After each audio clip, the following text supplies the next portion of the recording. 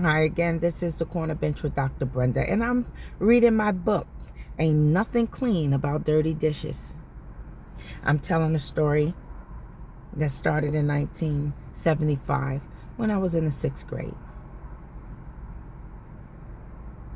And this is the second video dedicated to this book. At home, things would never be the same. Since my first day in my new school, months have passed. And almost overnight, an unexpected chain of events has occurred. It's now February. The fall season had ended, Christmas was over, and although it was still winter, it was warm enough for a party. My baby sister's, I believe, 7th-year-old birthday party, and this was the biggest party I had ever seen. To top it all off, it was happening in my house. There was so much food, so many people, family, friends, and my mom's new boyfriend. It was actually because of him we were having such a big bash. He must be rich, I thought. I heard he paid for it all. The party lasted for 2 days due to the fact that we had so much stuff left. Anyhow, things seemed to be looking up for us. As it seemed, my mom's new boyfriend was an answer to a need. Or was he? A few months later, he moved in. Or was it a few days later? A child doesn't know these things. All I know is that we had food in the house, snacks, and plenty of people over all the time. Did I mention my mom liked to play cards? She was the house lady. This is the term I heard them call her. Since my mom's new boyfriend is here, she has all the money she needs.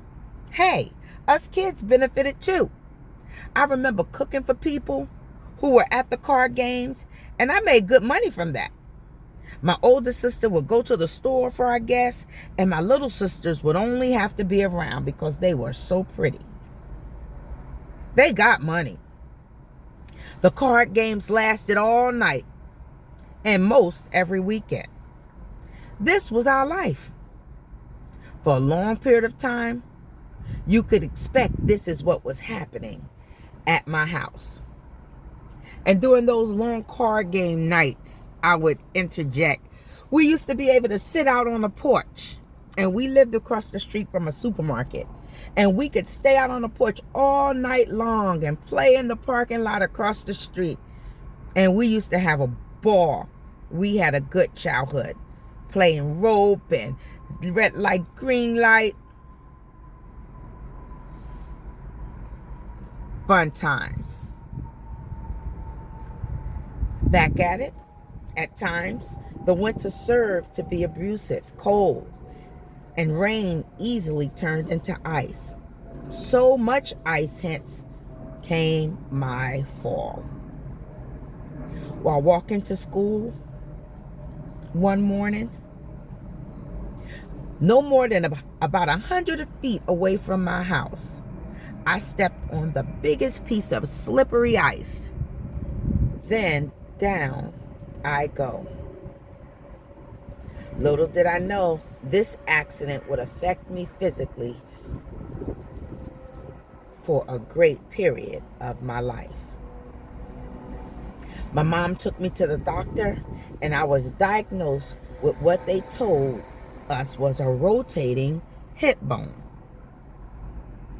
The pain was constant and at times unbearable. The best I can do to describe it was that there was this chalky feeling with each step I took. It felt like a dry walk. No lubrication in the joints, which caused me to have to grin and bear it. I would feel it most when I would be sitting in class for a period of time, and when the bell rang, I would have to go to recess or another class like art or woodshop. Getting up from my seat and walking. Oh gosh, a bee. I don't want to be. Ah! Oh! Get out, get out, get out, get out, get out, get out.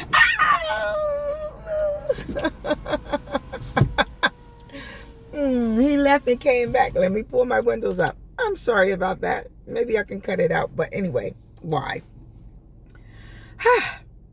I would feel it most when I would be sitting in class for a period of time. And when the bell rang, I would have to go to recess or another class like art or woodshop. Getting up from my seat and walking served to be unbearable. My teacher would have to walk slowly with me as the rest of the class went ahead. With each step, I would be in excruciating pain. As I put one foot in front of the other, I had a slight limp, or wobble, as my teasers would say. I heard for many years, weebles wobble, but they don't fall down.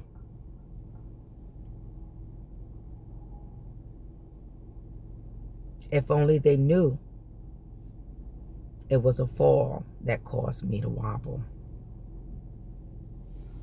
As I got older, the pain was more manageable. Or should I say I complained less about it because I was afraid to go back to the doctor. I got a flashback of the time when I was in the 4th grade and the nurse said I weighed 136 pounds. This doctor told me if I didn't lose weight by the time I reached 21, I would be in a wheelchair for the rest of my life. That was scary for a 4th grader. I was obese, but losing weight wasn't as easy as it sounded.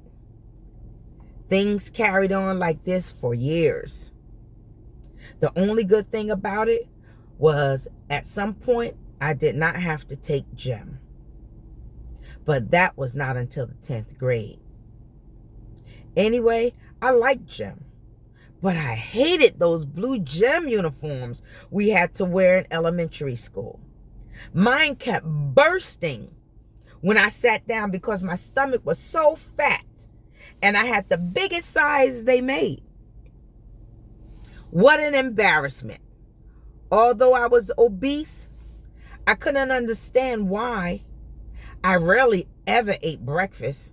My mom wasn't the get up in the morning and fix breakfast type of mom. Then I would skip lunch because I didn't want to be picked on in the lunchroom. Hey, this had become normal to me. I had been doing this since I had been in my old school, Waverly Avenue in Newark. I'm going to end this video here, and I'll start another one. Have a fantabulous day.